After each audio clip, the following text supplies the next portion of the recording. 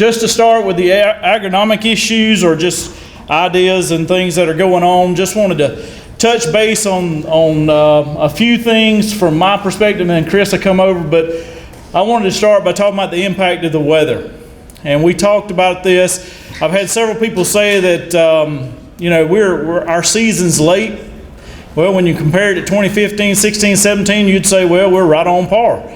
Because we started in April and ended in July in several of these years. So it's not that we're late, it's just that this year we had pockets of people that just could not get planted. Usually we had a lot of our growers, if not a majority of them, able to plant and then wait a little bit and plant again because of the weather. But this year we had whole counties in some areas that didn't get planted until late. So that's going to be some of the problems, some of the difference things that you're seeing. Again, it was cooler and wetter early, so we didn't get to plant in early April like we have been. We didn't start until late April and all the way through about the first week of May, and then the bottom fell out right in about the second week. And we had people that couldn't get back in the field from 3 to 4 weeks.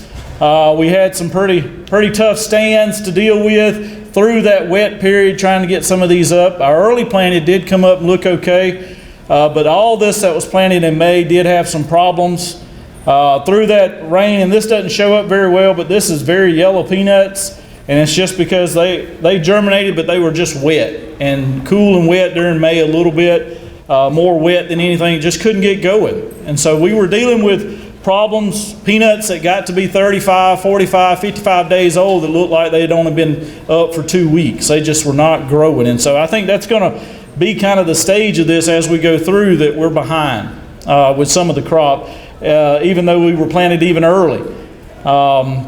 As of right this minute, the crop condition, things have improved over the last several weeks. And again, I want to kind of end with that, is that we're improving a little bit along, but that doesn't mean that we're going to have a great crop. We've got a long way to go, and we got to kind of feel that way as we go through. Like I said, the early crop looks good. Mid-season is okay, but it's struggling. Some of that was planted in that wet condition is going to have some shallow root systems, some other issues to deal with. And what is that going to mean if we go through a pretty good stress in August with no rain? So, Mother Nature is going to hold the key here, whether or not this crop's going to, continue to improve, or we're going to go the other way. But that's the same thing we deal with every year. Late season, it's just pretty late. Looks okay, but it's late. We had some quality issues also, but again, nothing to speak of. Bob probably mentioned, but we got a lot of virus in some fields. Not a lot, but I mean, you're picking up on it in a lot of fields all over. So just some things to think about. I've talked about most of this. The thing as we go forward, again, hopefully we'll continue getting the rains. Disease is a concern, especially with the rotation situation. We have not come out of this rotation situation, even though we're probably got roughly 650 or so thousand in Georgia. We're down in other states, but that's not going to change this rotation situation right away. And what is our yield potential? Well, we're going to have to just hold on for the ride and see what happens here. And then also pay attention to maturity as we get a little bit further out.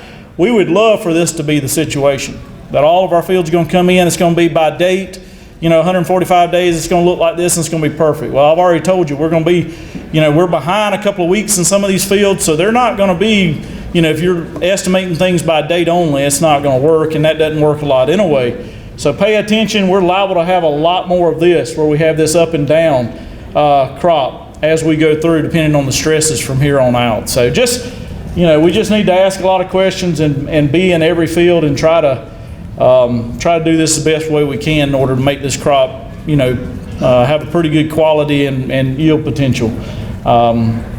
Don't take the book by its cover, that's for certain when it comes to this. With that, I'm going to turn it over to Chris and let him kind of finish up on some conservation tillage information.